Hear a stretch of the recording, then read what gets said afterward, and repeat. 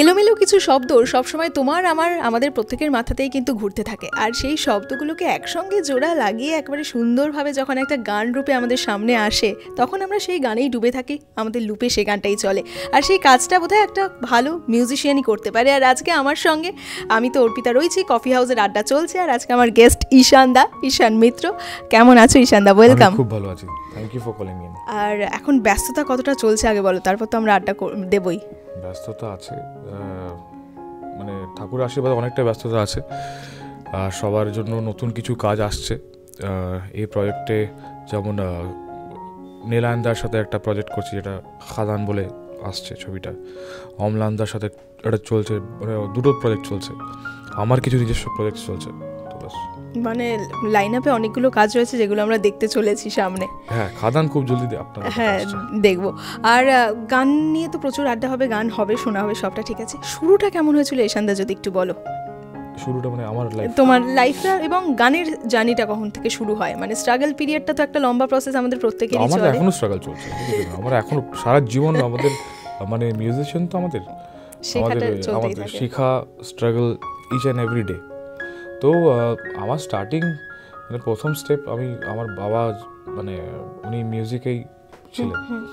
তো এখান থেকে আমি আমার গুরুমার মানে মানে পাই, ঘরানা পাই, শ্রীমতী কৃষ্ণা গাঙ্গুলি। ওনার থেকে আমি পাটিয়ালা ঘরানার তালিম নিই। তারপরে আমি আমার মিউজিক ক্যারিয়ারে মানে শিক্ষাটা আস্তে আস্তে বাড়াই। তারপরে কলকাতায় নন্দন বাগচিজি, ওনার সাথে আমার প্রোডাকশন, তারপরে ভয়েস ডাইনামিক্স, অনেক কিছু নিয়ে উনি আমাকে শিখিয়েছেন। তারপরে এখান থেকে আমাকে ইন্দ্রদীপ দাশগুপ্ত স্যার, উনি আমাকে সুযোগ দেন, ওনার সাথেই আমার জার্নিটা চালু হয়। উনি প্রথম আমাকে প্লেব্যাক উনি দেন, তারপরে অন দ্য সেকেন্ড হ্যান্ড অনুপম দাও আমাকে প্রথম প্লেব্যাকটা দেয় হিন্দিতে।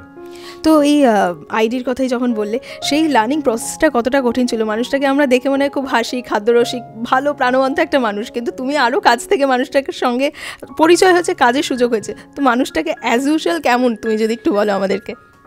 মানুষটা কাজের প্রতি মানে খুবই, মানে কি বলবো, জেনুইন। ওনার থেকে একটা জিনিসই মানে শেখার, মানে আমার কাছে যেটা সবসময় আমি ওটাকে মানে মেনে চলি, কি গানের জন্য কোনোদিন কম্প্রোমাইজ করবো না। ওয়েদার মিউজিক যদি কম্পোজ করি, ট্র্যাকে নিজের কাছে তুমি 1 টাকা রেখে বাকিটা যদি গানের জন্য যদি খরচা করতে হয়, মানে আমি এটা বলছি ফিনান্সিয়ালি, ধরো খরচা করতে হয়, তো সেটা তুমি করতে হবে, কারণ কি ওটা গানের বেটারমেন্ট হবে, ওইটাই একটা ইন্ডাস্ট্রিকে বাড়ায়।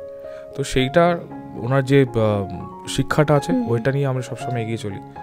আর গাওয়ার দিকে যখন উনি যেগুলো আমাকে যা যা শিখিয়েছেন, যা যা আমাকে দেখিয়েছে, যেভাবে গ্রুম করিয়েছে, তো সেইটা তো আমি সবসময় মানে মেনে চলি একদম। আর সেই কারণে আমার মনে হয় টলিউড ব্যাক টু ব্যাক অনেকগুলো হিট গান তোমার থেকে পেয়েছে। টলিউড তো পেয়েইছে। এই টলিউডের আগে যদি একটু পারির কথা জানতে চাই, পারির কাজটা ফার্স্ট তোমার কাছে অফারটা কিভাবে এলো, তারপরে ওই প্রসেসটার মধ্যে তুমি যে ছিলে সেটা কিরকম ছিল? অনুপম দার বেসিক্যালি একজন কলকাতায় মানে স্ক্র্যাচ গাওয়ার জন্য, হিন্দি স্ক্র্যাচ যে ভালো গায়, বাঙালি কোনো যদি কেউ থাকে, তো সেইটার জন্য অনুপম দা কন্ট্যাক্ট করেছিল। আচ্ছা। তো ওইখান থেকে অনুপম দার গানটা আমি গাওয়ার সুযোগ পাই। গাওয়ার পরে তখন ওইখানে বম্বেতে কিভাবে জিনিসটা প্লেসড হয় আমি জানি না, তো ঠাকুরের আশীর্বাদে যেটা স্ক্র্যাচ গেছিলাম সবার ওইখানে বম্বেতে পছন্দ হয়, তো ওইভাবেই আমি ব্রেকটা পাই। আচ্ছা, তারপর থেকে তো আর মোটামুটি ফিরে তাকাতে হয়নি। আমরা আরও সামনে যেটা বলে তুমি খাদানের গানও আসছে, সেটাও আশা করি সুপার ডুপার হিট তো হবেই। খাদানের জন্য নীলায়নদাকে মোস্টলি সত্যি থ্যাংক ইউ, কি ভরসা করেছে আমার উপরে, কারণ ওইখানে খাদানে অ্যাজ আ মিউজিক প্রডিউসার আর নীলায়নদার সাথে কাজ করা, আর একটা গানও গেয়েছি। তো আচ্ছা, মানে বড়দিনে বড় চমক আসতে চলেছে, এটুকু মানে আমরা অপেক্ষা করে থাকতে পারি, তাই তো? বেশ। আচ্ছা, তো দাদা তুমি স্ক্র্যাচের কথা বললে, একটা সময় তো প্রচুর স্ক্র্যাচ মনে হয় গাইতে হয়েছে যেই সময়টা। আচ্ছা, তো কখনো যখন মানে তুমি হয়তো স্ক্র্যাচ জমা দিয়েছো ভার্সন, তারপরে দেখলে যে অন্য কেউ গাইছে গানটা, তখন কি কোথাও গিয়ে মনে হচ্ছে যে না, এই গানটা তো আমাকেই ভালো মানাতো, আমি এই গানটার জন্য সুটেবল ছিলাম, এরকম কোনো এক্সপিরিয়েন্স হয়েছে কি লাইফে? এমনি এক্সপিরিয়েন্স হয়েছে, পদা থেকেই হয়েছে আমার। আচ্ছা, পদা থেকে আমি যেটা অরিজিৎ দা সোনুজি যে গানটা গেয়েছেন, তো ওই গানটা আগে আমি গেয়েছিলাম স্ক্র্যাচ। তো সামহাউ একটা আমার কাছে যখন আমি ভয়েসটা রিপ্লেস হলো, কারা রিপ্লেস করলো আমাকে, অরিজিৎ দা শুনেছি, আমার থেকে অনেক সিনিয়র।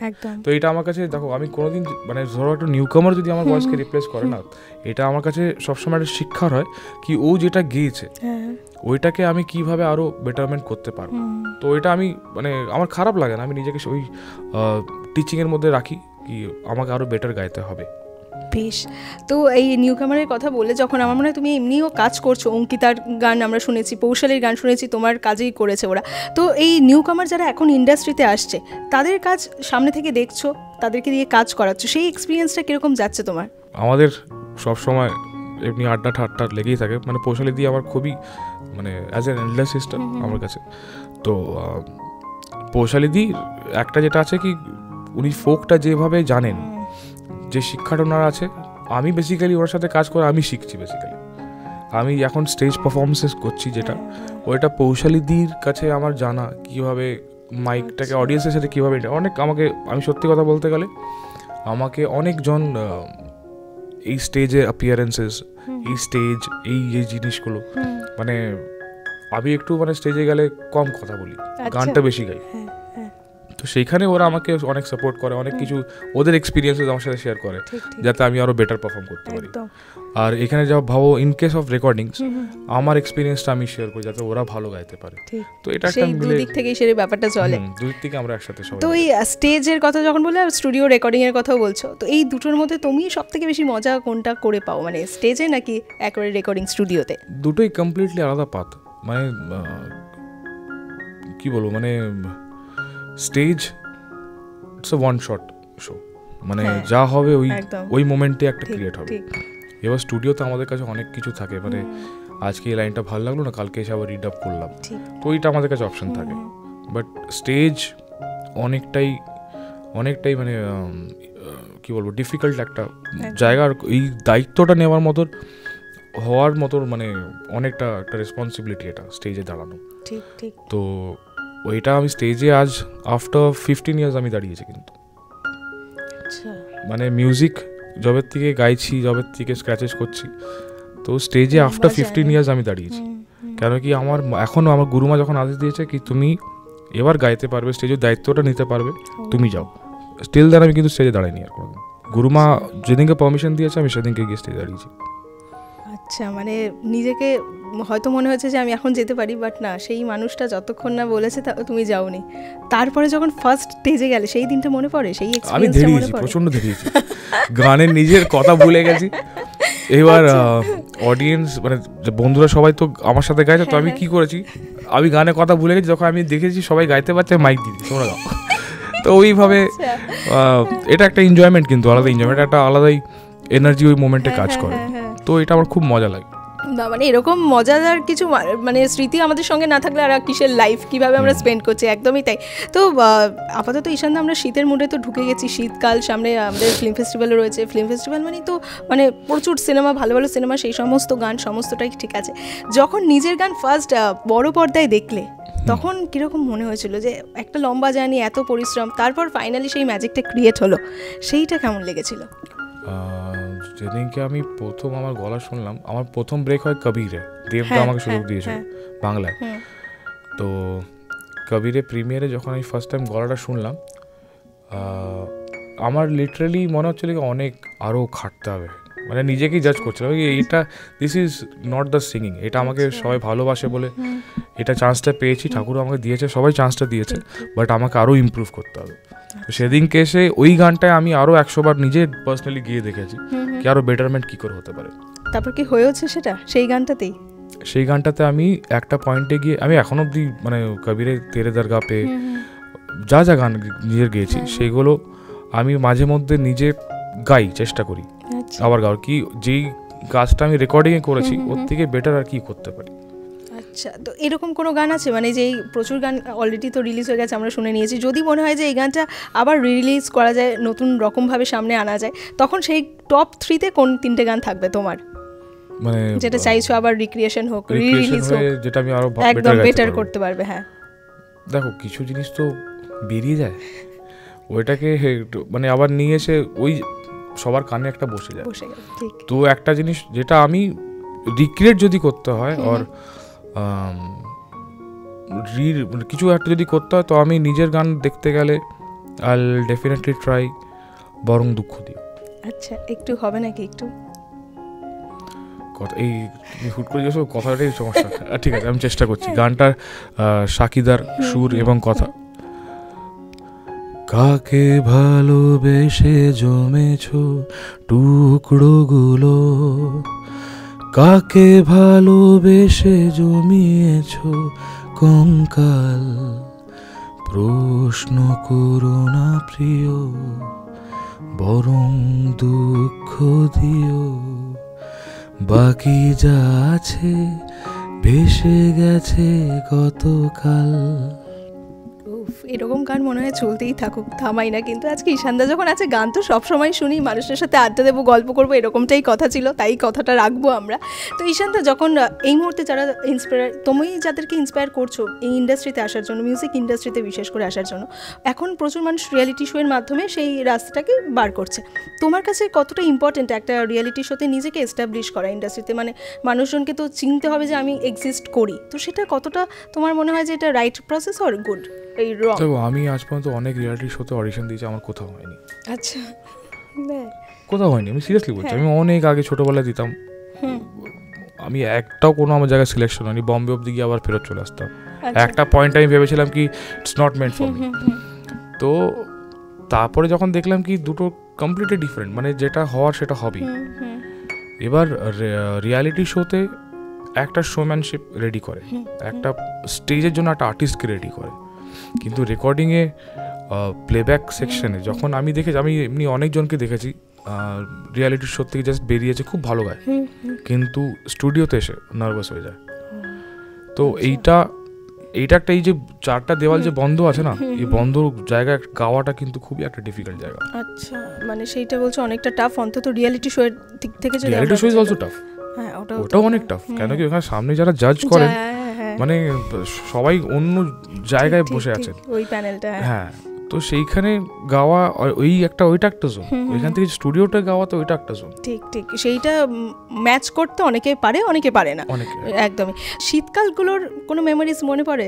এখন তো প্রচুর কাজের মধ্যেই ব্যস্ততা কেটে যাচ্ছে শীতকাল, আপাতত যেই সময়টা কাজ ছিল না, একটু রিল্যাক্স ছিলে, সেই সময় শীতকালগুলোর কথা এখন মনে পড়ে? শীতকালের কথা, হ্যাঁ, আমার ছোটোবেলাকার শীতকালে এটা ছিল কি বাড়িতে যাব, পিকনিক হবে, সবাই গেট টুগেদার, ওটা একটা থাকতো। স্কুল লাইফে যেমন আমরা স্কুল থেকে সবাই পিকনিক নিয়ে যেত, ওইটা আমার মনে থাকতো। হ্যাঁ, ওই লাইফটা আর ফিরবে না, সেটা অবভিয়াসলি। এবার শীতকালে আমাদের এটা থাকে কি ক্রিসমাসে কি গান দিতে হবে, এবার হ্যাঁ পুজো আসছে, পুজোতে কি গান আসবে, সেটা একটা চাপের। বাট হ্যাঁ, আই এনজয় শীতকালে। আমার মেনলি থাকে কি একটু পাহাড়ে গিয়ে আরামসে একটু কিছু, ওটা একটু অ্যালোন টাইম আমার ভালো লাগে, আউটস্কার্টসে গিয়ে একটু বসে থাকলাম। আচ্ছা, তার মানে কি এবার শীতকালে ঈশানদা কলকাতায় না বাইরে? আমি কলকাতায়, এই শীতকালে কলকাতায় মোস্টলি। ডিসেম্বর এন্ডে আমি একটু বাইরে যেতে পারি, বাস। বেশ, তো আবার কাজেই ফিরছি। ঈশানদা, অনেকগুলো গান আমরা দেখছি, প্রচুর বলিউডের হিট গান, যেগুলো তুমি বাংলায় ভার্সনে বার করছো, বেঙ্গলি ভার্সনে আমরা শুনতে পাচ্ছি। সেই ভাবনা চিন্তাটা এলো কিভাবে? আর অলরেডি সেগুলো তো একটা মাইলস্টোন ক্রিয়েট করে ফেলছে, তারপরে তোমার ক্রিয়েশনটা আসছে। আমার কিছু ক্রিয়েশন নেই, কিন্তু দেখো এবার আমি কস্তুরি রিসেন্টলি টাইমস থেকে বেরিয়েছে, ওইটা আমি একটা গেয়েছি। আর সারেগামাতে যেগুলো বেরিয়েছে আজ কি রাতের ভার্সনস, তো প্রত্যেকটা দেখো, আজকে পুষ্পারও কিন্তু অনেক কটা ল্যাঙ্গুয়েজ আছে। এবার ধরো আজ এই রাত আমাদের ধরো ঠাকুমারা তো শুনতে পারবে না, তো আর কিছু আছে যারা হিন্দি জানেন না, গ্রামে গঞ্জে তো অনেকজন তো আমরা হিন্দি বলতে পারি না, তো ওনাদের জন্য তো আমাদেরকে এটা করতেই হবে কি ওনাদের রিজনাল ল্যাঙ্গুয়েজের জন্য ওটা তো বের করতেই হবে। এবার অনেকজন সবার বক্তব্য থাকে, আমি পড়ি কমেন্টসগুলো কি হিন্দিটা ওয়াও, বাংলাটা ওয়াক, এইগুলো অনেক দেখি। তো এইটা বেসিক্যালি ওনাদের কমপ্লিটলি ব্যাপার, ওনাদের জাজ করার। বাট আমি বেসিক্যালি এটাকে অ্যাজ আ পজিটিভ জায়গা দেখি কি বাংলার নিজের ইন্ডাস্ট্রিকে গ্রো করানোর জন্য অনেক চেষ্টা করে যাচ্ছে। এবার এই গানগুলো যেমন ধরে নাও সাউথও তো বেরোচ্ছে সেম ভার্সন, আজ এই রাতের সাউথে কস্তুরি সাউথও বেরিয়েছে, ওইখানকার ধরে নাও কেউ গেয়েছেন, তো ওইখানকার মানে language there is no barrier না ইন মিউজিক, সেটাই ভাঙার চেষ্টা করছি। একদম। এবার আমাদেরকে সেটা সাপোর্ট করতে হবে। হ্যাঁ, তুমি যেটা বললে ঈশানদা, এই যে সোশ্যাল মিডিয়া এখন তো মানে প্রত্যেকটা গান এখন ট্রেন্ডিং হচ্ছে, সোশ্যাল মিডিয়ার সেই যে রিলস সেই রকম নানান কিছু আসছে। কোথাও কি মনে হচ্ছে না প্রচুর গান তো এখন রিলিজ হচ্ছে, ভালো গানগুলো এই ট্রেন্ডিংয়ের ঝড়ে গিয়ে কোথাও পিছিয়ে পড়ছে, মানুষজনের কাছে আসছে না, অনেক ভালো শিল্পী উঠে আসছে না, জাস্ট ট্রেন্ডিংয়ের ফ্লোতে গা ভাসিয়ে চলছে বলে? সেটা কতটা এফেক্ট পড়ছে এখন এই মিউজিক ইন্ডাস্ট্রিতে যদি বলি? বেসিক্যালি বাংলা ইন্ডাস্ট্রি বলবো না অন্য ইন্ডাস্ট্রি, সব জায়গায় এখন যেটা হয়ে আছে না, আমাদের কখন সবার নিজস্ব একটা প্রেফারেন্স আছে। আমার ধরো ক্লাসিক্যাল মিউজিক পছন্দ, তোমার পপ মিউজিক পছন্দ, আমি শুনবো নিশ্চয়ই উস্তাদ আমির খান সাহেব, তুমি শুনবে কে পপ মিউজিক, শুনছি কিন্তু মিউজিক। তো এইখানে সবার নিজস্ব প্রেফারেন্সেস আছে, কার কোন গানটা ভালো লাগছে সে রিলস বানাচ্ছে। এবার সবাই ধরো মেজরিটি যখন দেখলো কি এই গানটা খুব ভালো লাগছে ট্রাভেলের জন্য, সুদিং ভাইব, কেন কি একজন কেউ ভালো একটা ভিডিওর সাথে এই গানটাকে বসে প্লেস করে আমাদের মাথায় ঢুকে দিচ্ছে this song is travel song, তো আমরা সবাই রিলে ট্রেন্ড করি এটাকে। তো অমনি আমাদের তাহলে এটা করতে হবে কি আমাদেরকে ওই জিনিসটা মাইন্ডসেট করে বানাতে হবে কি হ্যাঁ ঠিক আছে, যদি আমাদের গান হিট করাতে হয়, ভালো গান হিট করাতে হয়, আমাদের এই গানটা সবার জন্য বানাতে হবে, নট ফর। ঠিক ঠিক। তো ঈশানদা, যখন তুমি গান তৈরি করো, একদম বিগিনার স্টেজে রয়েছে সেই গানটা, ফার্স্ট কাকে শোনানো হয়, কার থেকে নেওয়া হয় আইডিয়াসগুলো যে এই গানটাকে এরকম মার্কেটে যাবে, মানুষজন কীভাবে অ্যাকসেপ্ট করবে, কীভাবে নেবে, সেই প্ল্যানিংটা কার সঙ্গে বেশি চলে যখন গান তৈরি হচ্ছে তোমার? একদম যাকে আমি শেয়ার করতাম ও আমার বাবা। বাবা আমাকে ছেড়ে এই বছরই লাস্ট চলে গেছে। তো এখন আমি গানটাকে মানে ধরো যে লিখছে, আমার মোস্টলি গান বারিশ লিখে, তো বারিশকে আমি ডাকি, বারিশের সাথে বসে জিনিসটাকে ডিসাইড করি কেমন লাগছে, ওর ওপিনিয়ন শুনি। আমি বেসিক্যালি গান সবাই একসাথে মিলে তৈরি করতে পছন্দ, ডিরেক্টরও থাকলেন, ওনার পয়েন্ট অফ ভিউ শুনলাম, লিরিসিস্টের পয়েন্ট অফ ভিউ শুনলাম, আমার পয়েন্ট অফ ভিউ ওরা শুনলাম। এবার গানটা নিয়ে আমার একজন কেয়ারটেকার আছে বাড়িতে, আমি তার কাছে নিয়ে যাই, দেখো তো গানটা কেমন ভালো লাগছে, ভালো লাগছে। তারপরে ধরো আমার কিছু বন্ধুরা আছে, ওদেরকে গিয়ে শোনালাম, ভালো লাগছে, ভালো লাগছে। তারপরে গিয়ে আমরা কিছু চেঞ্জেস করতে করতে ইটস টেকস মোস্টলি 7 থেকে 8 দিন একটা গান মানে ফাইনাল স্ক্র্যাচ রেডি করতে।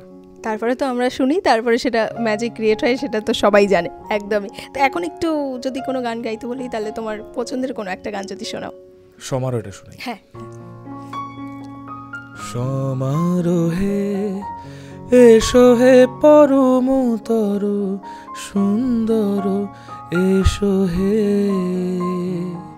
সমারোহে, এসো হে পরমতর সুন্দর, এসো হে জনক ঝঙ্কারে ওড়ায় শঙ্কারে, খুলেছে দুয়ার দেরি নাহি আর, এসো হে স্বয়ংবর, এসো সুন্দর, এসো হে। ঠান্ডা লেগে গলা শেষ। মানে হয় মানে শীতকালটা এরকমই অবস্থা, শীতকালটাই স্টেজ মরশুম, শোয়ের মরশুম, ব্যালেন্স করো কি করে, গলাকে রেস্টটা দাও কিভাবে? ঠান্ডা লেগেছে হচ্ছে এই কাজের প্রেসারে, স্টুডিওর মধ্যে না সবসময় এসিটা অন রাখতে হয়, কেন কি সেটা হ্যাঁ ওইটার জন্য। তারপরে বাইরে একটু ব্রেক নিতে বাইরে এবার আমি ঠান্ডা গরমে। হ্যাঁ ঠিক ঠিক। ঈশানদা, তোমার এরপরে আমি যেই সিনেমাগুলোর কথা বলবো সেই সিনেমার সুপার ডুপার হিট গান বাবা বেবিও, ফাটাফাটি, মন্টু পাইলটও রয়েছে, অনেকগুলো রয়েছে। তো আমি একটু বাবা বেবিওতেই যাই। যখন গানটা তৈরি হচ্ছিল, রং মশাল, কিরকম প্ল্যানিং ছিল, কিরকম ভাবছিলে তুমি গানটা সম্পর্কে? রং মশালটা একটা ইউনিক জিনিস হয়েছিল, শুনি সেটাই তাহলে।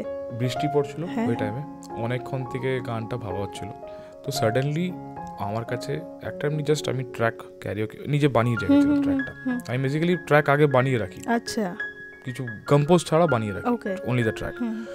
তো ওই ট্র্যাকটা প্লে করতে করতে আমি জাস্ট ওয়ান টেক ওটা কম্পোজ করেছিলাম, কিন্তু আচ্ছা এইটা ওয়ান টেক কম্পোজ করা, তারপরে এটার মধ্যে লেখা হয় রিদম লিখে, তারপরে গানটা একটা জায়গায় যায়। বেশ, তারপরে যদি জিজ্ঞেস করি ফাটাফাটি, জানি অকারণ। জানি অকারণটা আমি গিটার নিয়ে কম্পোজ করে, জানি অকারণটা বিকালে কম্পোজ করেছিলাম ছাদের মধ্যে বসে।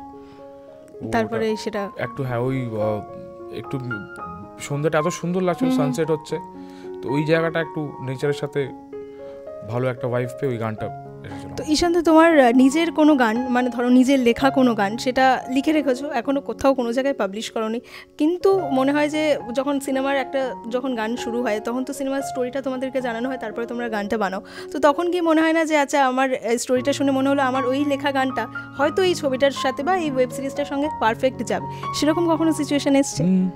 এমনি অনেক হয়, মানে ধরো আমি তো গান খুব একটা লিখি না, আর লিখলে নিজের জন্য লিখে রেখে দিই, আর ওটা জাজ আমাকে বেস্ট করে হচ্ছে বারিশ করে। আর এখন আমি কিছু লিখলে আগে নীলায়নদাকে পাঠাই, অনেক আই থিঙ্ক কি মানে কলকাতায় নীলায়নদার লিরিক্স আমার খুব ভালো লাগে। মানে আমি এই রিসেন্টলি খাদান আমার যে গানটা বেরোলো, হায় রে বিয়ে হলো কেন, মানে এটা যেদিনকে নীলায়নদা বললো কি তুই এই গানটা একটু অ্যাডিশনাল করে দিবি, একটু প্রোগ্রামিং দেখলে কি আর করা যেতে পারে, এখন চলো করি দেখি। যখন গানটা শুনলাম আই ওয়াজ লাইক কি ভাই এ তো ট্রেন্ডিং মে জানে বলে, তো সত্যি গানটা খুব ওইটাই আমার ভালো লাগে কি সবাই যেন গাইতে পারে ওই টাচটা। তো আমি যখন লিখি তো এইভাবে কিছু ভেবে রাখি, ধরো ফর এক্সাম্পল কিছু রিসেন্টলি কটা ছবি আসছে, তার মধ্যে এমনি একটা সিচুয়েশন হয়েছে কি আমার মনে হয় যে এই গানটা এই জন্য যাবে। আচ্ছা, তো লিরিক্যালি ওয়াইজ একটু চেঞ্জেস লাগতো, তো আমি বারিশকে বললাম কি এই কম্পোজিশনটার মধ্যে যদি এই সিচুয়েশনটাকে ঢোকানো যায় কীরকম হয়। ও লিখলো, প্রডিউসারকে দিলাম, ডিরেক্টরকে শোনালাম, ডিরেক্টর বললো একদম পারফেক্ট আছে। আচ্ছা, তারপরে ওকে ফাইন। আমি ধরো এখন গাড়িতে যেতে যেতে কিছু মাথায় এলো, আমি ওটা ফোনে রেকর্ড করে রেখে নিই। আচ্ছা, এবার ওইটা গিয়ে পরে যখন ফ্রি টাইম যখন থাকলাম ওটা বানিয়ে ফেললাম। আচ্ছা, এরপরে বলি মন্টু পাইলট, একটা বিগ হিট ওয়েব সিরিজ ছিল, আমরা প্রত্যেকে দেখেছি, সেখানে তোমার গান, মানে ওই রকম একটা ডার্ক ওয়েব সিরিজ, সেখানে নিজের গান নিজের কথাগুলো সেইভাবে প্লেস করা, সেই চিন্তাভাবনাটা কিভাবে করেছিলে? এইটা দেবালয়দা অনেকটা ইনভলভমেন্ট ছিল, সত্যি কথা বলতে গেলে দেবালয়দার অনেক ইনভলভমেন্ট ছিল, কেন কি দেবালয়দা স্টার্ট টু এন্ড, তো মানে তখন আমি আর অমিত মিলে মিউজিক করছো। হ্যাঁ, তো ওইখানে যখন আমি আর অমিত মিলে বসে আর ওই ব্যথা শটটা বানিয়েছিলাম, তো এই গানের কম্পোজিশনটা ইট ওয়াজ লাইক কিছু ইন্সপিরেশন থেকে দেওয়ালদা চাইছে কি কিছু এই টোনটাকে ইন্সপায়ার হোক, তো এইখান থেকে এই গানটাকে তৈরি করা। তো প্রথমে তো আমি একটু অ্যাগেনস্টে ছিলাম জিনিসটা, কি মেক সাম নিউ থিং না, কেন ইন্সপায়ার হওয়ার কি আছে, বলছে এই জিনিসটা না রিকল আছে, এইটা এই ক্যারেক্টারের সাথে যাচ্ছে, এই লুপি ক্যারেক্টারটা, তো এটা দেখ আমরা যদি কাউকে বলি কি আমরা ইন্সপায়ার হয়েছি, হতেই পারি, সেটা তো ক্রেডিট লিস্টে দেওয়া থাকবে কি we are inspired from this and this person, তো বললাম ঠিক আছে বানাও।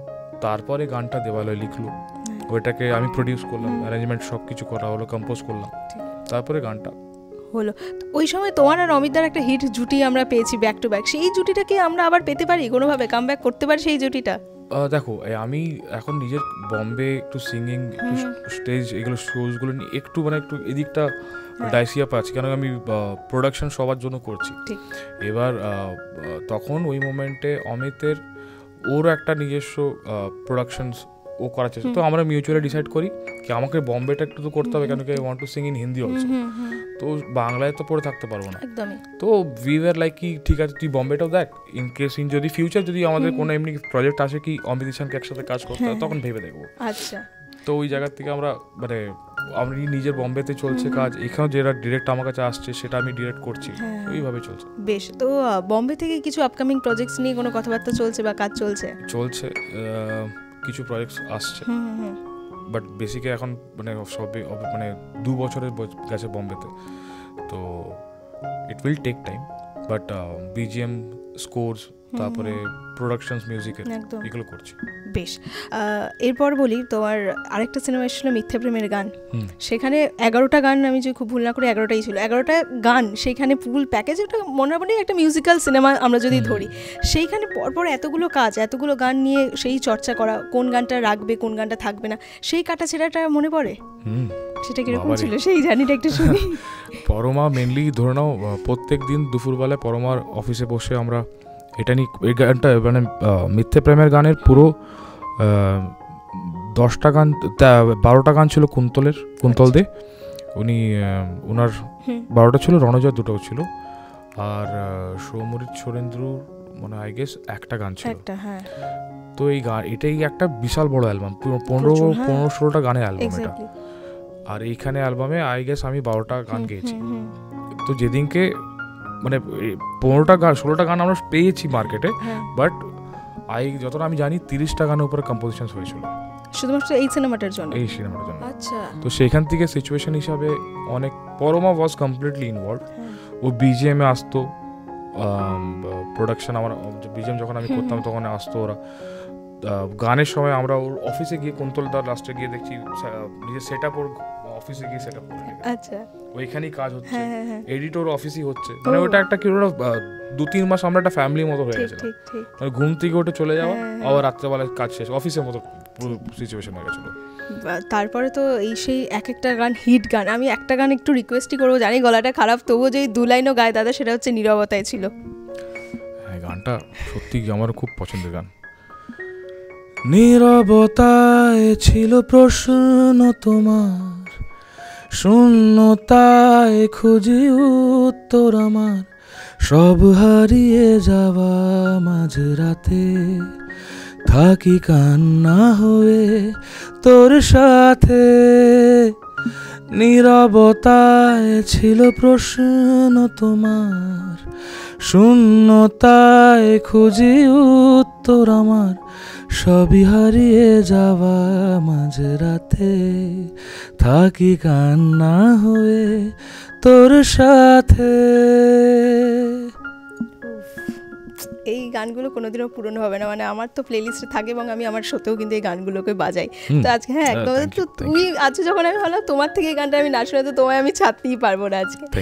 আপাতত আমরা কনভারসেশনের একদম শেষে চলে এসেছি, সময়টা খুব অল্প, কিন্তু তবুও কয়েকটা সিচুয়েশন দেবো। সেই সিচুয়েশনগুলো শুনলেই মনে হবে তোমার ফার্স্ট কোন গানটা মাথায় আসছে, জাস্ট তুমি একটা লাইন বলতে পারো, ঠিক আছে? জাস্ট সিচুয়েশনের উপর গান কি মাথায় আসছে, র্যাপিড ফায়ার টাইপের।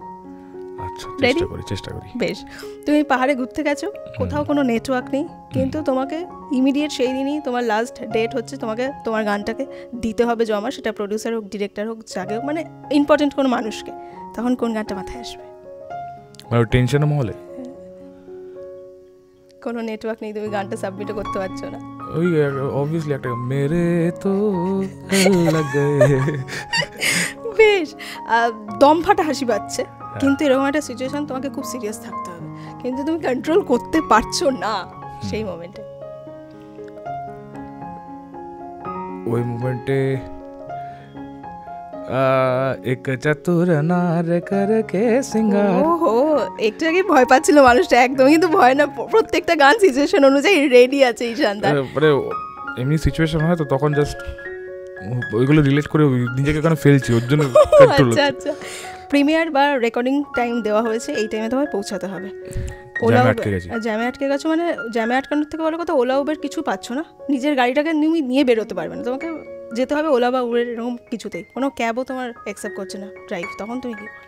তখন জ্যাম ছেড়েই দাও। একটা খুব মিম ভাইরাল, দিলের মেহেন্দি সাহেবের দে না রে। ঈশানদাকে এবার সিচুয়েশনশিপ হিসেবে এই নাম একটা রেখে দেওয়া যাবে, কিন্তু আজকের এই র্যাপিড ফায়ারের পর আমি যা বুঝতে পারছি, ঠিক আছে? তখন এই আরো সিচুয়েশন ডার্ক করার জন্য সব করা সিগন্যাল রেড।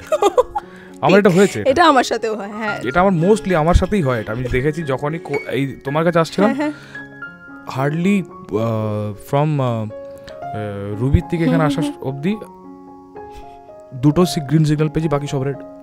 বাহ, তারপর তোমার কিরকম মনে হচ্ছিল? ঠিক এইটাই ওকে ফাইন, আমি বলছি আরো 2-3 গাড়ি সামনে নিয়ে চলে এসো, কোনো অসুবিধা নেই, আর শুয়ে যাবো আমরা। পেট্রোল নিতে দাঁড়িয়েছি, তখন দেখছি ওই পেট্রোল পাম্পে কোনোদিন মানে ভিড় থাকে না, আজকেই ভিড়। লাক, একেই বলে লাক, ঠিক আছে। আর হচ্ছে কোনো একটা সময় মারাত্মক খিদে পেয়েছে, সকাল থেকে তুমি রিহার্সাল করছো, পাগলের মতো রিহার্সাল করছো, রেকর্ডিং করছো, সবটা চলছে, খিদেটা মারাত্মক পেয়েছে, কিন্তু তোমার কোনো ছুটি নেই, তোমাকে ফুল গানটা রেকর্ড করে দেন তোমায় লাঞ্চে যেতে হবে। সেই সময় অল ইজ ওয়েল। ও, ওই সময় এত ভালো গান আসবে মাথায়, প্রথম লাইন না, জব লাইফ ও আউট অফ কন্ট্রোল। ঠিক ঠিক ঠিক, একদম পারফেক্ট। আর ওয়েডিং সিজন চলছে, যারা এই মুহূর্তে এগোচ্ছে নতুন জীবনের জন্য, তাদেরকে যদি কোনো গান ডেডিকেট করতে বলা হয় তাহলে হায় রে বিয়ে হলো কেন। ঠিক ঠিক ঠিক, একদম। থ্যাংক ইউ সো মাচ ঈশান, খুব মজা করলাম আজকে। কেমন লাগলো তোমার আজকে এখানে এসে? খুব ভালো, সত্যি খুব ভালো লেগেছে, আর এটা একটা অন্যরকম ইন্টারভিউ, আমার সত্যি খুব মজা লেগেছে এটা। Thank you so much for calling me, আর আশা করছি আবার সবাই ভালো ভালো গান, ভালো সিচুয়েশনে আবার সবাই যাবো। ঠিক ঠিক ঠিক, thank you so much. Thank you so much.